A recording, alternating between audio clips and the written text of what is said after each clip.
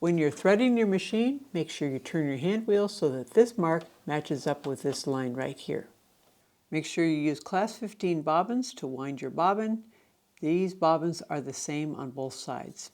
To start out with, we put our spool on the spool pin and we use the correct size of spool cap right there. Notice how I have the thread coming over the top of the spool. That'll help it keep it from kinking as it reels off. Then we put it under this little guide here, like that. And then we come around the front of the tension disc, make sure it's all the way under there, like that. So it kind of crosses a little bit. That helps keep it in the tension disc. Then we take the raw end here and we poke that through the hole in the side from inside to outside, just like that. That will help anchor the beginning end of the thread. Put it on the spindle for winding your bobbin, push it over to the right, and we're ready to go. Make sure you hold that thread tail straight up as you start winding your bobbin. Now I noticed that it's a little bit low here, so what I'm going to do is use my screwdriver to raise this up a little bit.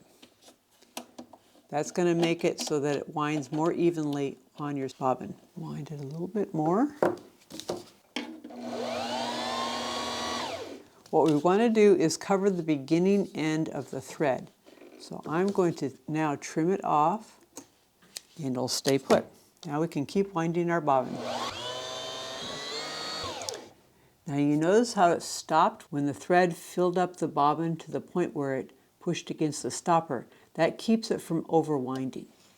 Just pull this back, pull it off, and cut your thread.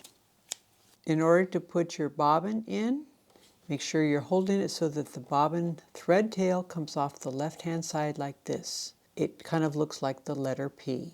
Now to take the bobbin cover off, push this little switch to the side and it lifts right off. Put the bobbin in like this, have the thread tail come under this little leaf here, stop it from spinning, and that will help the bobbin thread to sink down into the tension discs inside the bobbin case. Bring it over at the top of this one here and over to the right underneath this one here. Might have to help it with your finger. Now just leave it like that with a little bit of tension on it as you replace the bobbin cover. Then pull that thread tail to the left. There's a little blade in there that cuts off the excess thread.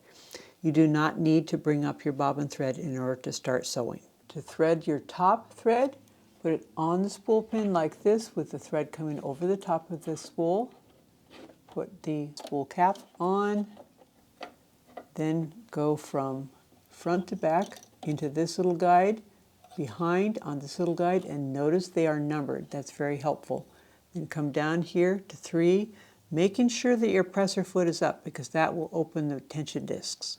Now go down to 3, bring it up to 4, come around this way and go right into the eye of the take-up lever.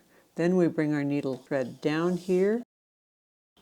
Thread number 6 there. Make sure the thread sinks right down into that channel. And then we have a needle bar guide right there. So both of those are important. To thread your needle with a needle threader, as you're bringing your needle threader down, have that hook right over the top of the thread. Bring your thread across and put it right into those jaws right there. Hold the thread tail lightly and let go once it pulls a loop of thread through. Then you can use a tool to pull the tail end of the thread all the way through the needle, and it's threaded. There may be circumstances where you do want to have your bobbin thread through the needle plate when you first start sewing, like for instance gathering. In that case, take out your bobbin, pull your thread out of the bobbin area, put the bobbin back in, same way, but this time just leave it right there. And leave this open while you turn your hand wheel towards you 1 complete cycle. Make sure your take-up lever is up at the top. Now take your top thread and pull it underneath the presser foot straight towards the back, and now you've pulled up your bobbin thread.